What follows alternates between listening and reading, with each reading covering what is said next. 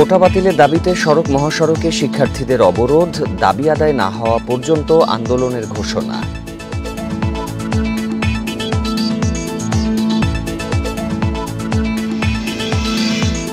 সর্বজনীন pension scheme বাতিলের দাবিতে আজও বিশ্ববিদ্যালয় শিক্ষকদের কর্মবিরতি, ক্লাস পরীক্ষা বন্ধ, সেশন জটের শঙ্কা।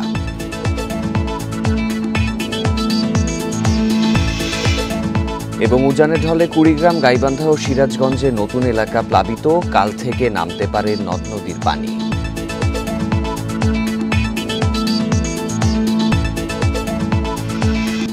সমগ্র বাংলাদেশের শিরোনাম শুনছিলেন, পুরো খবর নিয়ে আছি সাফাত বিন ফরিদ। মুন্সিগঞ্জে বিদ্যালয় ম্যানেজিং কমিটি নির্বাচন কেন্দ্রিক দ্বন্দ্বের জেরে টঙ্গীবাড়ি উপজেলার পাঁচগাঁও ইউনিয়ন পরিষদের চেয়ারম্যান সুমন হালদারকে গুলি করে হত্যা করেছে প্রতিপক্ষ। এ ঘটনায় ৩ জনকে আটক করেছে পুলিশ। সোমবার দুপুর ১টার দিকে পাঁচগাঁও আলহাজ ওয়াহেদ আলী উচ্চ বিদ্যালয়ে এই ঘটনা ঘটে। প্রত্যক্ষদর্শীরা জানায়, সকালে বিদ্যালয়ের ব্যবস্থাপনা কমিটি নির্বাচনে বিজয়ী সভাপতি প্রার্থী দেওয়ান মনিরুজ্জামানের পক্ষে অবস্থান নেয় ইউপি চেয়ারম্যান। এতে অপর প্রার্থী মিলনের সমর্থক নূর মোহাম্মদ ক্ষিপ্ত হয়ে চেয়ারম্যান সুমন হালদারকে প্রকাশ্যে বুকে গুলি করে বিদ্যালয়ের মাঠ থেকে পালিয়ে যায়। পরে সুমনকে উদ্ধার করে প্রথমে টঙ্গীবাড়ি উপজেলা স্বাস্থ্য কমপ্লেক্সে ও পরে ঢাকা নেয়ার পথে তার মৃত্যু হয়।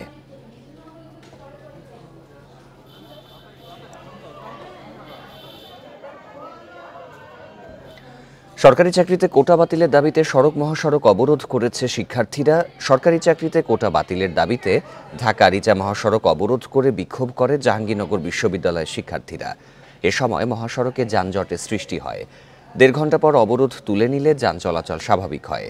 সরকারি চাকরিতে মেধাভিত্তিক নিয়োগের দাবি জানান শিক্ষার্থীরা, নইলে তাদের এই চলমান আন্দোলন আরও কঠোরভাবে চালিয়ে যাবার ঘোষণা দেন। কোটা পদ্ধতি সংস্কারের দাবিতে বিক্ষোভ করেছে জামালপুরের শিক্ষার্থীরা। কোটা পদ্ধতি বাতিলের দাবিতে বরিশাল কুয়াকাটা ও নথুল্লাবাদ বাসস্ট্যান্ডে বরিশাল ঢাকা মহাসড়ক অবরোধ করে বিক্ষোভ করেন শিক্ষার্থীরা।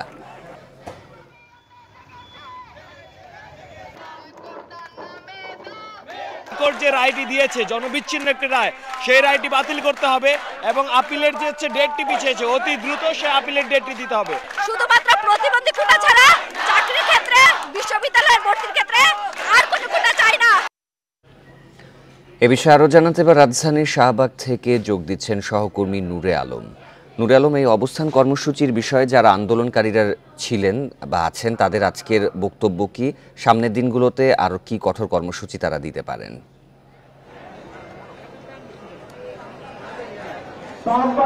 দুপুর থেকেই রাজধানীর বিভিন্ন সড়ক অবরুদ্ধ করে রেখেছে আন্দোলনকারীরা।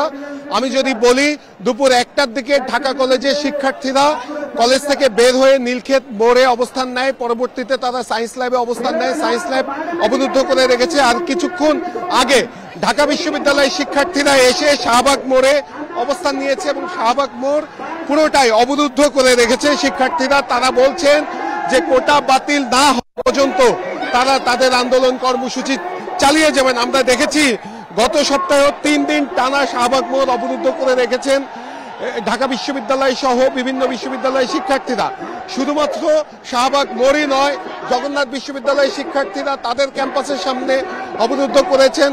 শেরেবাংলা কৃষি বিশ্ববিদ্যালয়ের শিক্ষার্থীরা আগারগাঁও রাস্তা অবরুদ্ধ করেছেন বলে এখানকার আন্দোলনকারীরা আমাদেরকে জানিয়েছেন এবং সারা দেশে এই আন্দোলন ছড়িয়ে গেছে।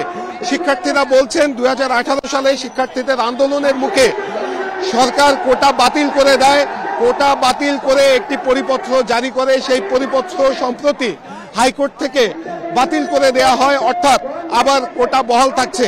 শিক্ষার্থীরা বলছেন যে এই কোটা বহাল হলে তারা আবারও বৈষম্যের শিকার হবেন। সরকারি প্রথম এবং দ্বিতীয় শ্রেণীর চাকরিতে 56 ভাগ কোটা রয়েছে, এর মধ্যে 30 ভাগ মুক্তিযোদ্ধা কোটা। শিক্ষার্থীরা বলছেন যে মুক্তিযোদ্ধারা জাতির শ্রেষ্ঠ সন্তান, তাদেরকে নানাভাবে সুযোগ সুবিধা দেওয়া হোক, তাদের সম্মান আরো বাড়ানো হোক, কিন্তু চাকরিতে কোটা না দেয়া হোক, এবং এই দাবিতেই তারা এই আন্দোলন কর্মসূচি চালিয়ে যাচ্ছেন। সেই সঙ্গে তারা জানিয়েছেন যে দেশে প্রতি বছরই শিক্ষিত বেকারের সংখ্যা বাড়ছে, গ্রাজুয়েট বেকারের সংখ্যা বাড়ছে, চাকরির সুযোগ সেভাবে তৈরি হচ্ছে না। এর মধ্যে যদি আবার কোটা ব্যবস্থা চালু হয় তাহলে বেকারত্ব আরো বাড়বে, মেধাবীরা দেশ ছেড়ে চলে যাবে। আমরা দেখছি গত কয়েকদিন ধরেই তারা একই দাবিতে আন্দোলন করছে। এর আগে ঢাকা বিশ্ববিদ্যালয় কেন্দ্রীয় গ্রন্থাগারের সামনে থেকে শিক্ষার্থীরা জড়ো হয়, এরপরে তারা বিক্ষোভ মিছিল বের করে। বিক্ষোভ মিছিলটি ঢাকা বিশ্ববিদ্যালয় ক্যাম্পাস প্রদক্ষিণ করে টিএসসি হয়ে শাহবাগ মোড়ে এসে শেষ হয় এবং শাহবাগ মোড়ে তারা অবস্থান করছেন। আমি আন্দোলনে যারা নেতৃত্ব দিচ্ছেন তাদের সাথে আমি কথা বলেছিলাম, তারা কতক্ষণ আন্দোলন কর্মসূচি চালিয়ে যাবেন। তারা বলছেন যে আজকে তাদের দাবি আদায় না হওয়া পর্যন্ত তারা তাদের আন্দোলন কর্মসূচি চালিয়ে যাবেন এবং এই কোটা প্রথা বৈষম্যের সৃষ্টি করছে এবং এই কোটার সাথে মুক্তিযুদ্ধের চেতনা সাংঘর্ষিক। মুক্তিযুদ্ধ হয়েছিল শ্রেণী বৈষম্যহীন একটি সমাজ গড়ে তোলার জন্য, সেখানে এই কোটা শিক্ষার্থীদের মাঝে বৈষম্য তৈরি করছে এবং চাকরিতে মেধাবীদেরকে বঞ্চিত করছে বলে আন্দোলনকারীরা জানিয়েছেন। এবং তারা বলছেন যে অনেকে সিরিয়ালে এগিয়ে থাকা অবস্থায়ও চাকরি পাচ্ছে না, অনেকে সিরিয়ালে পেছনে থাকা অবস্থায় পেছনে থেকেও তারা চাকরির সুযোগ পাচ্ছে। শুধুমাত্র এই কোটাই নয়, তারা বলছেন যে বিশ্ববিদ্যালয়গুলোতে যে পোষ্য কোটা রয়েছে বিশ্ববিদ্যালয় শিক্ষক কর্মকর্তা কর্মচারীদের জন্য, সেই কোটাও বাতিল করতে হবে।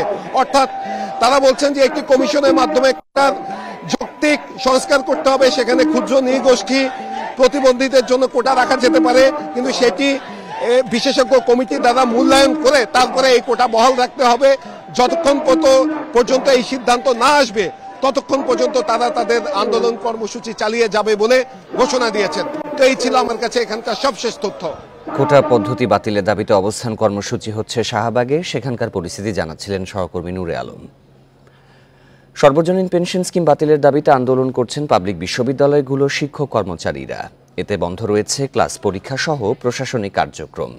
দাবি আদায় না হওয়া পর্যন্ত এই আন্দোলন চলবে বলে জানিয়েছেন তারা।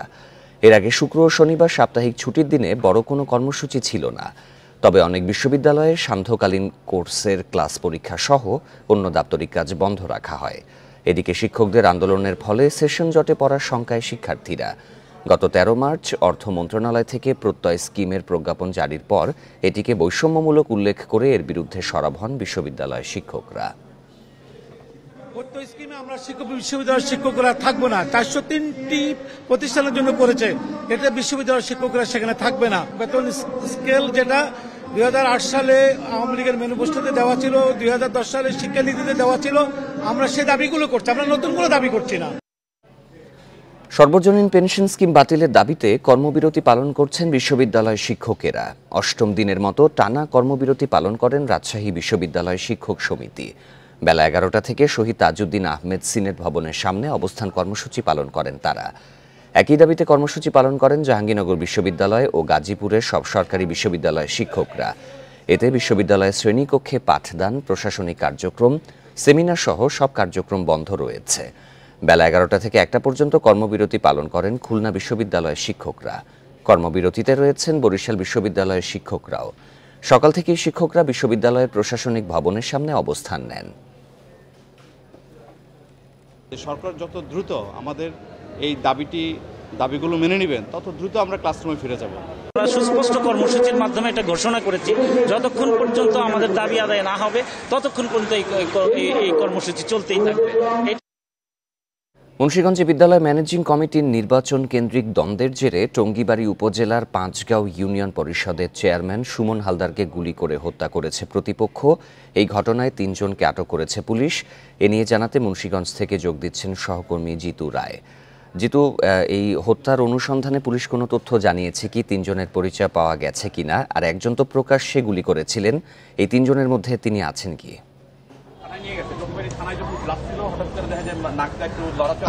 আপনি ঠিকই বলেছেন, এই 3 জনের মধ্যে তিনি রয়েছেন। আর এই যে প্রকাশ্যে গুলি করে হত্যা মুন্সিগঞ্জের টঙ্গীবাড়ি উপজেলার পাঁচগাঁও ইউপি চেয়ারম্যান সুমন হালদার, সেটি হচ্ছে একটি স্কুলের নির্বাচন, ম্যানেজিং কমিটির নির্বাচনকে কেন্দ্র করে প্রকাশ্যে গুলি করে হত্যার এই ঘটনাটি ঘটেছে। মুন্সিগঞ্জের যে বিদ্যালয় ম্যানেজিং কমিটির নির্বাচনটার কথা বলছিলাম, সেটি টঙ্গীবাড়ি উপজেলা পাঁচগাঁও ইউনিয়নের মধ্যে পড়েছে এবং সেটিরই ওই ইউনিয়নটিরই চেয়ারম্যান সুমন হালদারকে গুলি করে হত্যা করেছে তারই প্রতিপক্ষ। আজ সোমবার দুপুর 1টার দিকে ইউনিয়নের পাঁচগাঁও আলহাজ ওয়াহিদ আলী দেওয়ান উচ্চ বিদ্যালয় প্রাঙ্গণে এই গুলিবর্ষণের ঘটনা ঘটে। আমরা প্রত্যক্ষদর্শী যারা ছিলেন তাদের সঙ্গে কথা বলেছি যে সোমবার সকাল 10টা থেকে পাঁচগাঁও ওয়াহিদ আলী দেওয়ান উচ্চ বিদ্যালয় ব্যবস্থাপনাটি কমিটির নির্বাচন চলছিল আজকে। এতে নিহত ইউপি চেয়ারম্যান সুমন যে বিজয়ী হয়েছিলেন 9 ভোট পেয়ে দেওয়ান মনিরুজ্জামানের পক্ষে অবস্থান করে নির্বাচনটি স্বচ্ছতার পক্ষে। এতে তারই অপর প্রার্থী মিলনের সমর্থক নূর মোহাম্মদ, যাকে আটকের কথা প্রাথমিকভাবে পুলিশ বলেছেন কিন্তু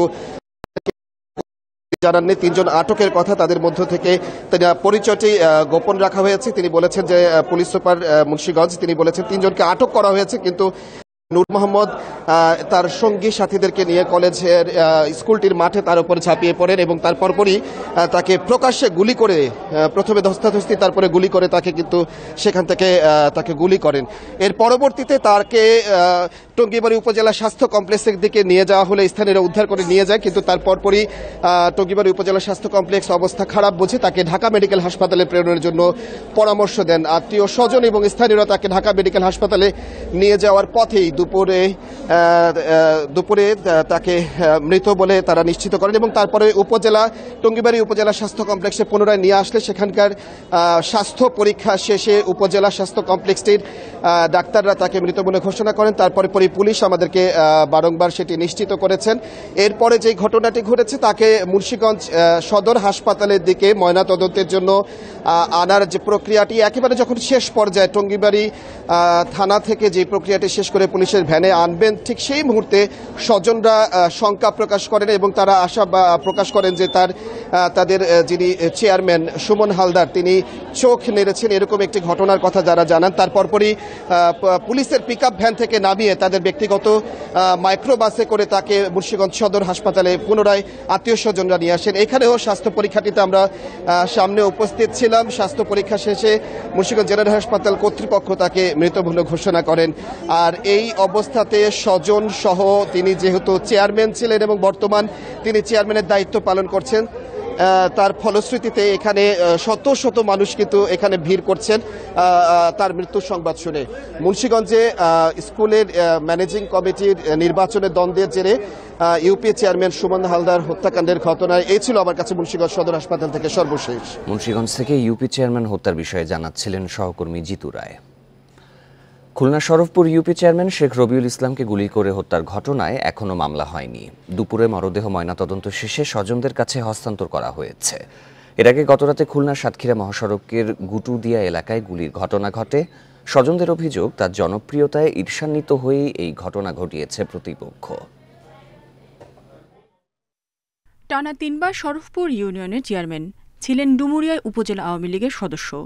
শনিবার রাত 11টার দিকে গুরুতর আহত অবস্থায় শেখ রবিউল ইসলামকে আনা হয় খুলনা মেডিকেলে। প্রথমে সড়ক দুর্ঘটনা ভাবা হলেও পরে জানা যায় গুলি করে হত্যা করা হয়েছে তাকে।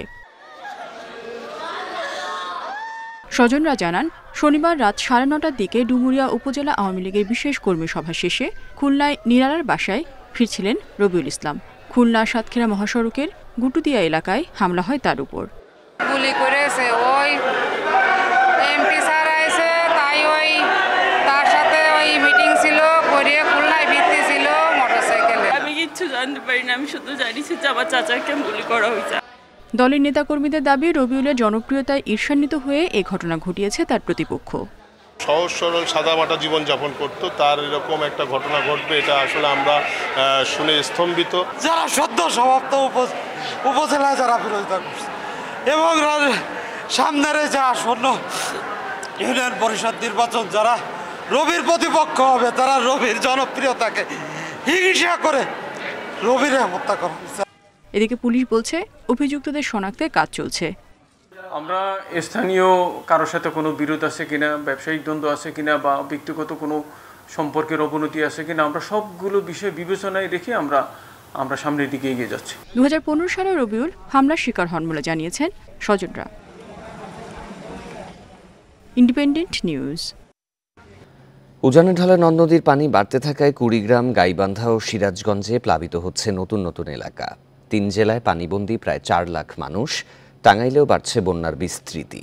তবে মঙ্গলবার থেকে নদ নদীর পানি কমার পূর্বাভাস দিয়েছে পানি উন্নয়ন বোর্ড। নদ নদীর পানি বাড়ায় কুড়িগ্রামে বিস্তৃতি বাড়ছে বন্যার। জেলার ৭৩ ইউনিয়নের মধ্যে ৪৪ ইউনিয়নেই ঢুকেছে পানি। প্রায় ১ লাখ মানুষ পানিবন্দী অবস্থায়। এর মধ্যে দুধকুমারের ঢলে নাগেশ্বরী উপজেলার বামনডাঙ্গা ইউনিয়নের সড়ক ভেঙে নতুন করে ১৫ গ্রাম প্লাবিত হয়েছে। হঠাৎ পানি আসার কারণে আমাদের অনেক কষ্ট হইতেছে, রাস্তাঘাট তলিয়ে গেছে, আবার বাড়ি তলিয়ে গেছে। পানি আসছে, মানুষের কাজ কাম কি করে খায়। গাইবান্ধার ৪ উপজেলার ২৯ ইউনিয়নের ২.৫ লাখ মানুষ বন্যার দুর্ভোগে। ভিটেমাটি ছেড়ে অনেকে আশ্রয় নিয়েছেন উঁচু জায়গায়। জামালপুরে বন্যার দুর্ভোগে ১,২০,০০০ মানুষ। পানির কারণে ছাগলগুলো ঠান্ডার মধ্যে থাকিয়ে বাচ্চা হয়েছে ৪টে, ৩টে মারা গেছে। ক্ষয়ক্ষতি তো আমাদের জায়গা জমি যা ছিল সব তখন পানির নিচে। বন্যা পরিস্থিতির অবনতি হয়েছে সিরাজগঞ্জেও। ৫ উপজেলা ৩৪ ইউনিয়নে ৫০,০০০-এর বেশি মানুষ পানিবন্দী। তবে মঙ্গলবার থেকে নদ নদীর পানি কমার পূর্বাভাসের কথা জানিয়েছে পানি উন্নয়ন বোর্ড। যমুনা নদীর যে পানি, এটি আসলে ভারতের আসাম, মেঘালয়, অরুণাচল ইত্যাদি প্রদেশ থেকে কিন্তু পানিটা নিচের দিকে নেমে আসে। ৮ তারিখের পরে আমরা আশা করছি খুব দ্রুত পানি কিন্তু ভাটির দিকে নেমে যাবে এবং বন্যা পরিস্থিতির অগ্রগতি হবে। বৃহস্পতিবার থেকে টাঙ্গাইলে প্রবেশ করেছে বন্যার পানি। এর মধ্যে ৫ উপজেলার নিচু এলাকা প্লাবিত হয়ে ৩০,০০০ মানুষ পানিবন্দী। বেশি সমস্যা হয়েছে আপনার বাচ্চাদের। এখন এই যে ষান্মাসিক মূল্যায়ন পরীক্ষা হচ্ছে। সিলেটের ১৩ উপজেলায় প্রায় ৫.৫ লাখ মানুষ এখনও পানিবন্দী। পানি নামতে শুরু করেছে মৌলভীবাজারের হাকালুকি হাওরে। দুর্ভোগ কাটেনি নেত্রকোনার কর্মাকান্দা, বারহাট্টা ও সদরের নিচু এলাকার মানুষের। রেশমি নন্দী, ইন্ডিপেন্ডেন্ট নিউজ। বন্যা পরিস্থিতি নিয়ে আরও জানাতে এবার সিলেট থেকে যোগ দিচ্ছেন সহকর্মী মঞ্জুর আহমেদ। মঞ্জুর, বন্যার পানি কমতে আর কতদিন সময় লাগতে পারে এ বিষয়ে পূর্বাভাসে কিছু বলা হয়েছে কিনা? পানিবন্দী মানুষ কি ভোগান্তিতে পড়েছেন? দেখুন, বন্যার পানি কিন্তু নামতে শুরু করেছে। বিশেষ করে বেশ কিছু উপজেলায় বন্যার উন্নতি হয়েছে এবং ২-৩টি উপজেলায় এখন পর্যন্ত পানি নামছে, তবে সেটা ধীর গতিতে নামছে। এ কারণে মূলত হচ্ছে বন্যা পরিস্থিতি পুরোপুরি উন্নতি হয়েছে এটা বলা যাবে না। তবে আবহাওয়া অধিদপ্তর আমাদের যেটা জানিয়েছে যে যেহেতু বৃষ্টিপাত হচ্ছে না বেশ কয়েকদিন ধরে, পাশাপাশি উজানের ঢলও কিন্তু থেমে গেছে, সেক্ষেত্রে বন্যার তারা সহসাই উন্নতি দেখছেন, এমনটাই তারা বলছেন। আর আপনি জানেন যে সিলেটের ১৩ উপজেলায় বন্যায় আক্রান্ত। তবে কুশিয়ারা নদীর অববাহিকা যে উপজেলাগুলো আছে, ফেন্সিগঞ্জ, বালাগঞ্জ, উসমানীনগর এবং জকিগঞ্জ, এই ৪টি উপজেলার বন্যা পরিস্থিতি অপরিবর্তিত বলা যায়, কারণ এখানে পানি অনেকটা ধীর গতিতে নামছে। বাকি উপজেলাগুলো, বিশেষ করে সুরমার তীরবর্তী যে উপজেলাগুলো আছে, এগুলোর পরিস্থিতি কিন্তু বেশ ভালোই পানি কমেছে। বিশেষ করে গোয়াইনঘাট, কোম্পানিগঞ্জ, জৈন্তাপুর, এসব উপজেলার বন্যার পানি অনেকটা নেমে গেছে। সেক্ষেত্রে এই মুহূর্তে আসলে সবচেয়ে বড় যে সংকট, বন্যার পানি নামার সাথে সাথে কিন্তু মানুষজন আশ্রয় কেন্দ্র ছেড়ে বাড়িঘরে যাচ্ছেন এবং বাড়িঘরে গিয়ে তাদের যে বাড়িঘরের বিবর্ণ দশা দেখছেন, সেটা একটা বড় চিন্তার উদ্বেগ হয়ে দাঁড়িয়েছে তাদের কাছে। কারণ তারা ৩ দফা বন্যা আক্রান্ত হয়ে সবকিছু হারিয়ে বাড়িঘর, এখন অনেকের বাড়িঘর ভেঙে গেছে, বাড়িঘর মেরামতের জন্য তাদের পুনর্বাসন প্রয়োজন। এই অবস্থার মধ্যে তারা বেশ দুশ্চিন্তার মধ্যে আছেন। জেলা প্রশাসন বলছে যে তারা বন্যা চলমান যে বন্যা, এই বন্যা তারা ত্রাণ কার্যক্রম চালাচ্ছে, পাশাপাশি বন্যা পরবর্তী সময় পুনর্বাসন কার্যক্রম শুরু হবে। কিন্তু এই মুহূর্তে আসলে বন্যা পানি পুরোপুরি নেমে না যাওয়ার কারণে তারা কিন্তু পুরো যে ক্ষতিগ্রস্ত তালিকাটা, কি পরিমাণ ক্ষতি হয়েছে, এই তালিকাটা তারা করতে পারছে না। সেক্ষেত্রে আসলে আরও কিছুদিন এই সিলেটের যে ১৩ উপজেলার প্রায় ৫.৫ লাখ মানুষ এখন পর্যন্ত বন্যায় আক্রান্ত আছেন, তাদেরকে আরও বেশ কয়েকদিন দুর্ভোগের মধ্যেই থাকতে হবে, যেহেতু পানি ধীরগতিতে নামছে। তো এই অবস্থায় আসলে ধীরে ধীরে কিন্তু বন্যা পরিস্থিতির উন্নতি হচ্ছে, তবে মানুষের যে দুর্ভোগ সেটা কিন্তু কমছে না, বরং বাড়ছে। সিলেট থেকে বন্যা পরিস্থিতির খবর জানাচ্ছিলেন সহকর্মী মঞ্জুর আহমদ। ঝালকাঠি রাজাপুরে ৩ নম্বর পূর্ব সাতুরিয়ায় সরকারি প্রাথমিক বিদ্যালয়ের একটি ক্লাসরুমের পলেস্তারা ও বিম খসে ৫ম শ্রেণীর ৫ শিক্ষার্থী আহত হয়েছেন। সকাল ১১টার দিকে এই ঘটনা ঘটে। এদিকে এই ঘটনায় স্কুলের শিক্ষার্থীরা ক্লাস বর্জন করে। শিক্ষার্থীরা জানান আগে থেকেই কক্ষের পলেস্তারা খসে পড়ত। আজ সকালে হঠাৎ বিম সহ বেশ কয়েক স্থানের পলেস্তারা খসে পড়ে। এতে ৫ জন মাথায় ও শরীরের বিভিন্ন স্থানে আঘাত পায়। এ সময় শিক্ষার্থীরা ভয়ে ছোটাছুটি করতে থাকে। এই ঘটনার পর নতুন ভবন নির্মাণ না হওয়া পর্যন্ত ক্লাস বর্জনের কথা জানিয়েছে শিক্ষার্থী অভিভাবকরা। প্রধান শিক্ষকের দাবি ২০০৪ সালে নির্মিত ভবনটির এই দুরবস্থার কথা কয়েক বছর ধরে ঊর্ধ্বতন কর্মকর্তাদের জানানো হয়েছিল। নরসিংদী শিবপুরে মারুফ নামের এক সবজি বিক্রেতাকে কুপিয়ে হত্যা করেছে কিশোর গ্যাংয়ের সদস্যরা। এ সময় তাকে বাঁচাতে এলে তার বোনের কাছ থেকে ছিনিয়ে নেওয়া হয় ৪ লাখ টাকা। রোববার দুপুরে শিবপুর উপজেলা সদর রোডে এই ঘটনা ঘটে। নিহতের পরিবারের সদস্যরা জানান, মারুফের শিবপুরের সদর রোডের একটি বাড়িতে আটকে রাখে কিশোর গ্যাং। বিষয়টি জানতে পেরে তাকে বাঁচাতে ছুটে আসেন তার বোন বৃষ্টি আক্তার। এ সময় বৃষ্টির কাছ থেকে বাবার পেনশনের তোলা 4 লাখ টাকা ছিনিয়ে নিয়ে ভাইকে কুপিয়ে গুরুতর আহত করে। তাকে উদ্ধার করে হাসপাতালে নেওয়া হলে চিকিৎসক মৃত ঘোষণা করেন। পুলিশ জানিয়েছে, মারুফ কিশোর গ্যাংয়ের সদস্য ছিল, সে হত্যা মামলার আসামি।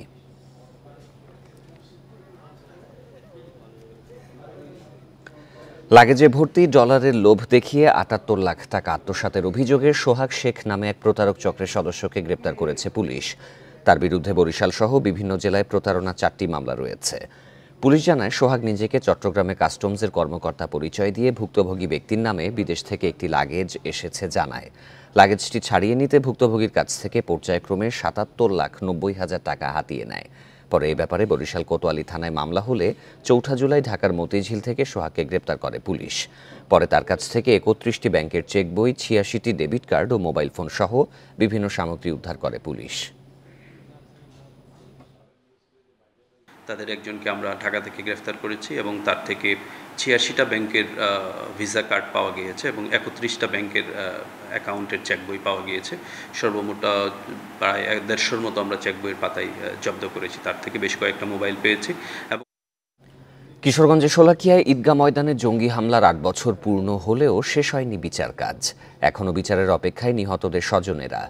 সংশ্লিষ্টরা জানিয়েছেন, অভিযুক্ত জঙ্গিদের নিরাপত্তাজনিত কারণে এতদিন আদালতে হাজির করা যায়নি। তবে সম্প্রতি তাদের হাজির করা হচ্ছে আদালতে। 2016 সালের 7 জুলাই ছিল ঈদ উল ফিতরের দিন। কিশোরগঞ্জের শোলাকিয়ায় ঈদের নামাজের জন্য সমবেত হয়েছিলেন মুসল্লিরা। নামাজ শুরুর ঠিক আগ মুহূর্তে জঙ্গিদের গুলি আর বোমায় কেঁপে ওঠে ঈদগাহের চারপাশ। ঈদগাহের কাছে একটি নিরাপত্তা চৌকিতে অতর্কিত হামলা চালিয়ে 2 পুলিশ সদস্যকে হত্যা করে জঙ্গিরা। পুলিশের সঙ্গে বন্দুকযুদ্ধে নিহত হয় জঙ্গি আবির রহমান। সেদিনের বিভীষিকা আজও ভুলতে পারেননি এলাকাবাসী। ওই দিনের ঘটনা আমি মসজিদে দোতলা থেকে দেখছি যে পুলিশে তারা খুবই হত্যা করে। গুলি শব্দ শুনে আমরা খুবই আতঙ্কের মধ্যে ছিলাম। সেদিন নিজের ঘরে থেকেও গুলিবিদ্ধ হয়ে নিহত হন গৃহবধূ ঝর্ণা ভৌমিক। ঘটনার বিচার পাওয়ার অপেক্ষা শেষ হয়নি তার স্বজনদের। মা ঝর্ণা ভৌমিক জঙ্গিদের গুলিতে মারা যায়। কিছুদিন আগে আমার বাবা মারা যায়। আমি আর আমার ভাই একলা হয়ে গেছি প্রায়। আমার বাবা তো জঙ্গি হামলার বিচারটা দেখে যেতে পারলো না। অভিযুক্ত জঙ্গিদের একাধিক মামলায় মৃত্যুদণ্ডাদেশ থাকায় নিরাপত্তাজনিত কারণে এতদিন আদালতে হাজির করা যায়নি। তবে সম্প্রতি বাড়তি নিরাপত্তায় তাদের আদালতে হাজির করে সাক্ষীদের জবানবন্দি নেওয়া শুরু হয়েছে। আমরা বিশেষ কায়দায়, বিশেষ আইনের সুযোগে আমরা এই আসামিদেরকে হোলি আর্টিজানের মামলা থেকে আমরা কিশোরগঞ্জ কারাগারে নিয়ে আসি এবং আমরা সাক্ষী শুরু করি। শোলাকিয়ায় জঙ্গি হামলার ঘটনায় সন্ত্রাস দমন আইনের মামলায় আসামি 24 জন। তাদের মধ্যে 5 জন কারাগারে, বাকিরা বিভিন্ন সময় আইন শৃঙ্খলা বাহিনীর সঙ্গে গোলাগুলিতে মারা গেছেন। Independent news.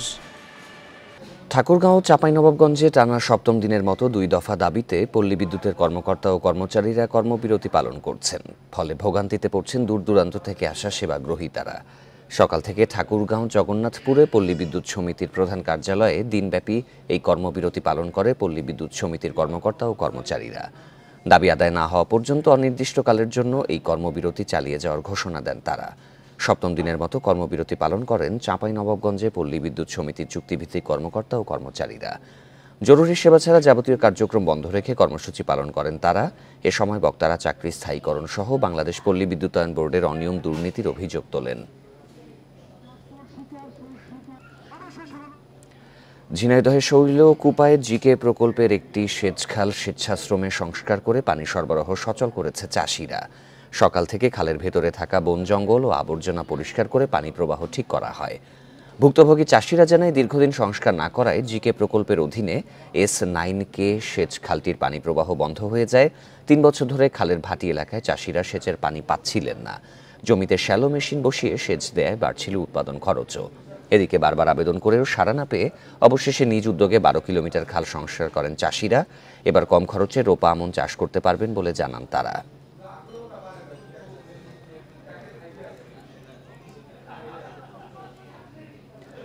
লিচুর পর ইউরোপ ও মধ্যপ্রাচ্যে পাঠানো হলো দিনাজপুরের আম। রপ্তানির মাধ্যমে বাড়বে বৈদেশিক মুদ্রা আয়ের পরিমাণ।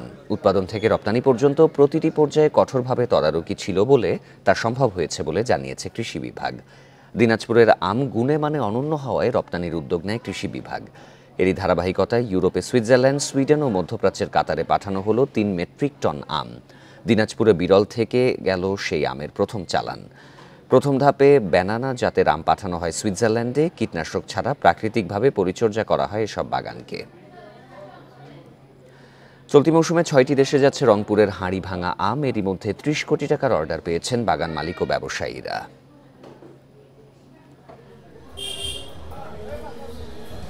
90-এর দশকে রংপুরের মিঠাপুকুর উপজেলার খোরাগাছের তেকানি গ্রাম থেকে হাড়িভাঙা আম ছড়িয়ে পড়ে পাশের পদাগঞ্জ সহ 90 গ্রামে। চলতি বছর জেলার 1935 হেক্টর জমিতে বাণিজ্যিকভাবে এর আবাদ হচ্ছে। তবে এই মৌসুমে ফলন নিয়ে সন্তুষ্ট নন বাগান মালিকরা। গাছের ফলন একটু কম আগের থেকে, গত বছরে যা হচ্ছে তার থেকে 3 ভাগের 2 ভাগ, মানে অনেক কম। আম এবার ফলন তো ভালো, যার হয়েছে তার হয়েছে, যার হয়নি তার হয়নি। বর্তমান আমের উৎপাদনটা একটু বর্তমান সংকটে আর কি, আমের মানে ফলন তো কম, যার কারণে একটু দাম বেশি। হাটে বাজারে এখন হাড়ি ভাঙার সুবাস। স্বাদ গন্ধের কারণে হাড়ি ভাঙার সুনাম ছড়িয়েছে বিদেশেও। এবার 30 কোটি টাকার আম যাচ্ছে ভারত, ভুটান, নেপাল, শ্রীলঙ্কা, সিঙ্গাপুর ও মালয়েশিয়ায়। ব্যবসায়ীরা বলছেন আমের দাম এবার বেশি। প্রতি বছরে এখানে আসি, উদ্বোধনের 2 দিন আগে আমি আসা করি, তবে গতবারের তুলনা 100-200 টাকা বেশি। বাগান মালিকদের আশা এ মৌসুমে রংপুর অঞ্চল থেকে 250 কোটি টাকার আম বিক্রি হবে।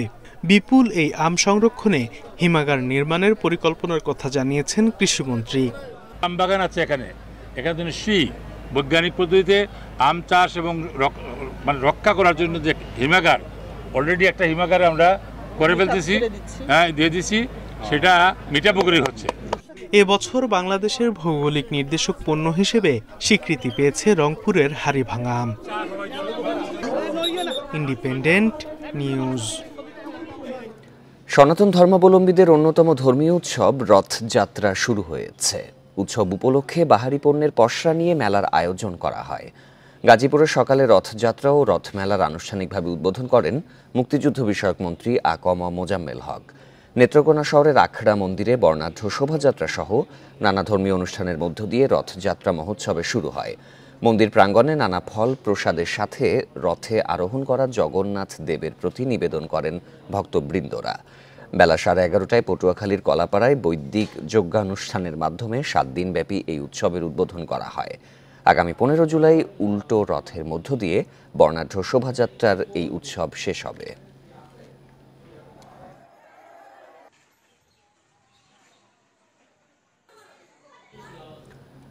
এই ছিল আজকে সমগ্র বাংলাদেশে। সব খবরের বিস্তারিত জানতে চোখ রাখুন ফেসবুক, ইউটিউব এবং এক্সে।